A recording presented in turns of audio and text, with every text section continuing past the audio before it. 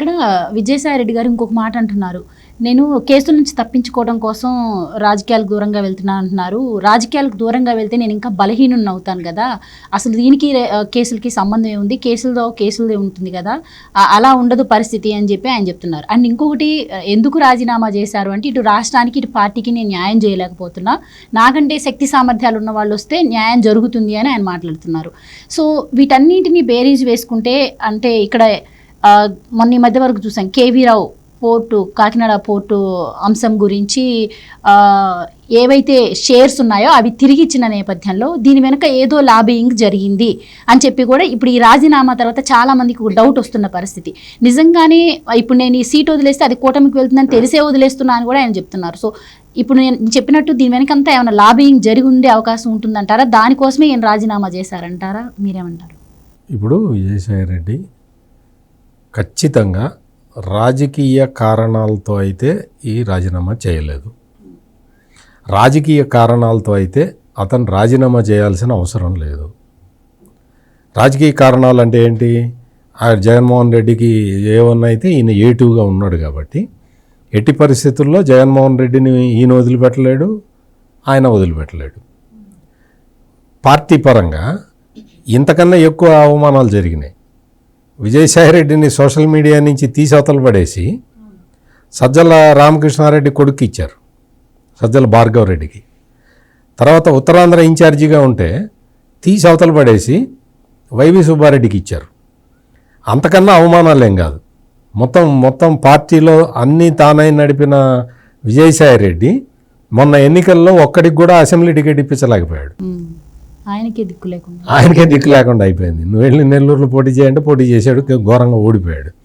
ఇక్కడ రాజకీయ కారణాలతోటి అంటే ఏదో జగన్మోహన్ రెడ్డి అవమానం చేస్తే ఆయన వచ్చి రాజీనామా చేశాడు అనుకోవటానికి వీల్లేదు. ఎందుకు అంటే ఈయనకి ఇప్పటికే చాలాసార్లు అవమానం జరిగింది, ఆయన ఇంకా అక్కడే ఉన్నాడు. ఇప్పుడు ప్రత్యేకంగా కొత్తగా అవమానం జరగటం అనేది ఏమీ లేదు, ఏమీ ఉండదు. అందుకని రాజకీయ కారణాలతోటి, లేకపోతే అతనితోటి పడలేదు ఇతనితోటి పడలేదు అంటే ఇతనితోటి పడటమే ఉంది, అది పెద్ద సమస్య కాదు. ఎవరన్నా అన్నా కానీ ఇట్లా దులుపుకొని వెళ్ళిపోయే టైపు. అందుకని అటువంటి అవమానాలు అవి విజయసాయి రెడ్డికి కౌంట్లోకి రావు. ఇక్కడ ప్రధానంగా ఏంటి అంటే ఆర్థిక సంబంధమైన విషయాలు, వాటాలు ఎంత ఇదైంది, నా అధికారాన్ని అడ్డం పెట్టుకొని మీరందరూ దోచుకున్నారు, మీ వల్ల నాకు చెడ్డ పేరు వచ్చింది అని ఈ తరహా డిస్కషన్ ఏదన్నా జరిగి ఉండాలి. జరగటం వల్ల కొంత డబ్బులు వెనక్కి ఇవ్వాల్సి వచ్చి ఉంటుంది. ఈ కొంత డబ్బులు వెనక్కి ఇవ్వాల్సిన పరిస్థితులు వచ్చిన తర్వాత నేను ఒక్కనేనా బలానా వాళ్ళు సంపాదించుకున్నారని ఈయనమని చెప్పుంటాడు. అంటే ఇవన్నీ నువ్వు ఉన్నావా, అప్పుడు వాళ్ళు వైసీపీ వాళ్ళకి ఒక అలవాటు ఏంటంటే, నువ్వు ఉన్నావా అక్కడ, నువ్వు సోఫా కింద దూరి విన్నావా, నీకెట్ట తెలుసు అంటారు. ఒక జర్నలిస్ట్గా ఒక అసెస్మెంట్ ఉంటుంది, కొంత సమాచారం ఉంటుంది కాబట్టి నేను చెప్పగలుగుతున్నాను. ఇక్కడ ఆ తరహా ఎకనామిక్ దీంట్లో అంటే ఈ ఆర్థిక లావాదేవీలకి సంబంధించి జగన్మోహన్ రెడ్డి అండ్ ఫ్యామిలీ చాలా కటువుగా ఉంటారు. వాళ్ళకి ఒక్క పైసా రావాల్సి ఉండి రాకపోతే ఎదుటివాడిని ఎట్లయినా సరే వీళ్ళ డబ్బులు వీళ్ళు వసూలు చేసుకుంటారు. అంత చాలా పకడ్బందీ వ్యవస్థ ఉంటుంది. అందుకనే ఇక్కడ ఈ డబ్బుల వ్యవహారంలోనే తగాదా వచ్చి ఉండాలి. అంతకు మించి వేరే కారణం నాకైతే కనపట్టల్లా. అవమానం జరిగింది అంటే అవమానం వైసీపీలో ఈయనకి ఎప్పటి నుంచో జరుగుతున్నది, ఎప్పుడో బయటికి రావాలి, బయటికి రాలే, అక్కడే ఉన్నాడు, మొత్తం అంతా ఇంకా చేస్తూనే ఉన్నాడు. అందుకని అవమానం, రాజకీయ అవమానం కారణం కాదు. పాయింట్ నెంబర్ 2,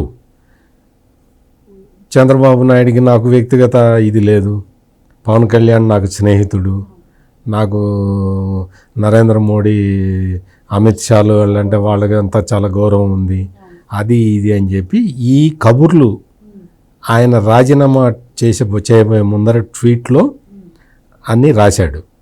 అంటే దాని అర్థం ఏంటి అంటే ఇక్కడ మొత్తం నాకు చంద్రబాబు నాయుడుతో నాకు బాగానే ఉన్నాయి సంబంధాలు, జగన్కి బాగలేవు. పవన్ కళ్యాణ్ నాకు మిత్రుడే, జగన్కి కాదు.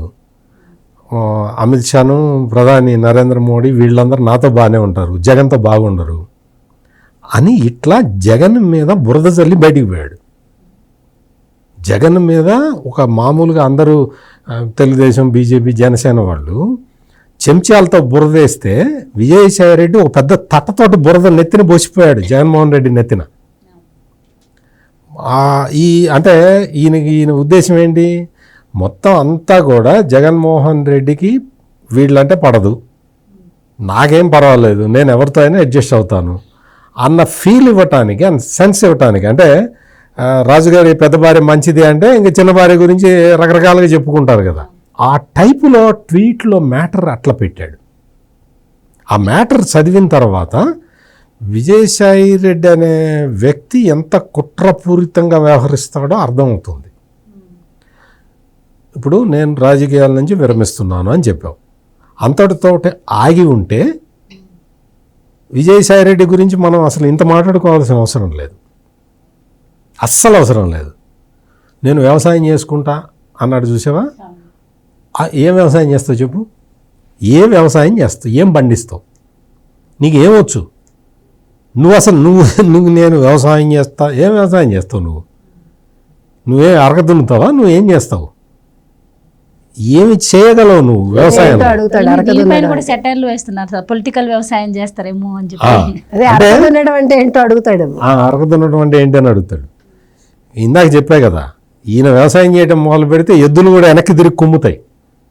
నువ్వేందిరా ఇంత కుట్రపూరితంగా ఉన్నావు, నువ్వేం వ్యవసాయం చేస్తావురా అని చెప్పి ఎద్దులు ఎదురు తిరిగి కుమ్ముతాయి, వెనక్కి తిరిగి కుమ్ముతాయి. అంటే విజయసాయి రెడ్డి ఆ ట్వీట్లోనే చాలా దారుణమైన విషయాలు చెప్పాడు. ఇంకొకటి ఏంటి అంటే, నువ్వు పార్టీ అధ్యక్షుడు జగన్మోహన్ రెడ్డి నాకు అవకాశాలు కల్పించాడు. జగన్మోహన్ రెడ్డి కాకపోతే వాళ్ళ నాన్న కల్పించాడు, వాళ్ళ నాన్న కాకపోతే వాళ్ళ తాత కనిపించాడు, ఏదో చెప్పుకో. భారతిరెడ్డి పేరు ఎందుకు రాశావు? భారతిరెడ్డి పేరు నువ్వు రాశావు అంటేనే నీకు తగాదా వచ్చిందే ఆమెతో అని నీకు స్పష్టంగా నువ్వే చెప్తున్నావు. అంటే నీకు తగాదా వచ్చింది భారతిరెడ్డితోనా? భారతిరెడ్డితోటి ఏం తగాదా వస్తుంది?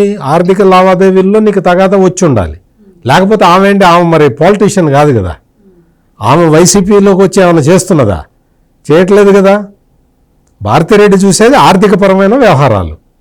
నువ్వు భారతిరెడ్డి గారు నాకు చాలా ఎంకరేజ్ చేశారని నువ్వు ఆమె పేరుని తీసుకురావటమే నువ్వు ఆమెని బదనాం చేయటానికి నువ్వు నిర్ణయించుకున్నావు.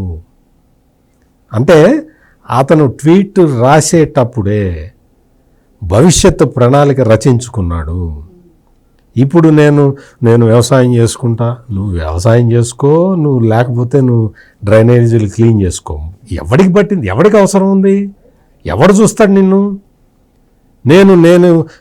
నువ్వు వచ్చి అందరినీ అమ్మనాభూతులు తిడుతున్నావు కాబట్టి నీ గురించి అందరూ ఆలోచించారు. ఏంటి ఇటువంటి మనిషి, పెద్ద మనిషిలాగా కనపడుతుంటాడు కదా, బుద్ధి పెద్దగా ఉండాలి కదా అని నీ గురించి చాలామంది ఆలోచించారు తప్ప నువ్వేదో మహానాయకుడివి, నువ్వేదో జన నాయకుడివి, నువ్వు ఒక ప్రజానాయకుడివి అని నీ గురించి ఎప్పుడు ఆలోచించలేదు విజయసాయిరెడ్డి. నువ్వు అసలు అటువంటి భ్రమంలో ఉండమాక.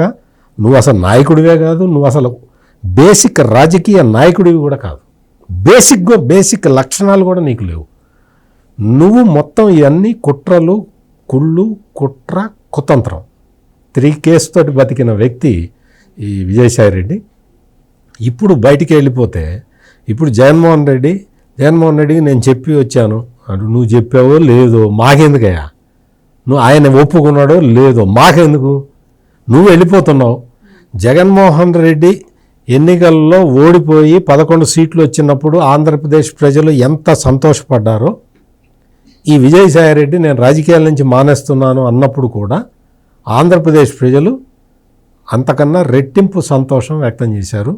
ఇటువంటి చీడపురుగులు చంద్రబాబు నాయుడు మొదటి నుంచి అదే చెబుతున్నాడు, వీళ్ళు రాజకీయ నాయకులు కాదయా, వీళ్ళు అసలు పాలిటిక్స్కి పనికిరారు, రాజకీయాలకి పనికిరాని వీళ్ళందరినీ ఆంధ్రప్రదేశ్ ప్రజలు వదిలించుకోండి అని ఆయన చెప్తూ ఉన్నాడు. వీళ్ళు పాలిటీషియన్లు కాదు, వీళ్ళు ఫ్రాక్షన్ లీడర్లు. ధన అహంకారంతో సాటి మానవుణ్ణి నీచంగా చూసే అత్యంత అల్పమైన మనసు గల వ్యక్తులు వీళ్ళు. అందుకని ఈ విజయసాయిరెడ్డి రాజీనామా చేసిన తర్వాత అందరూ ఏమనుకుంటున్నారంటే మీరందరూ కూడా ఇది సంచలనం కాదు, అందరూ ఆనందంగా చూస్తున్నారు. It is not sensation, everybody feeling happy, this fellow gone అని చాలామంది ఆంధ్రప్రదేశ్లో ఉన్న ప్రతి ఒక్కడు, రాజకీయాలతో సంబంధం లేని వ్యక్తులు కూడా విజయసాయిరెడ్డి రాజకీయాల నుంచి వెళ్ళిపోయాడు అంటే అమ్మాయ పీడ వదిలింది అనుకుంటున్నారు. అంతే తప్ప ఇదేదో సంచలనాత్మక వార్త కానే కాదు. విజయసాయిరెడ్డి పోవటం మీద ఆంధ్రప్రదేశ్ ప్రజలు ఆనందంగా ఉన్నారు, చాలా సంతోషం వ్యక్తం చేస్తున్నారు. నిన్నటి నుంచి అంటే జగన్మోహన్ రెడ్డి వెళ్ళిపోయినప్పటి నుంచి ఎంత ఆనందంగా ఉన్నారో అంతకి త్రిపుల్ ఆనందంలో ఆంధ్రప్రదేశ్ ప్రజలు ఉన్నారు. Please subscribe to Leo news for more videos.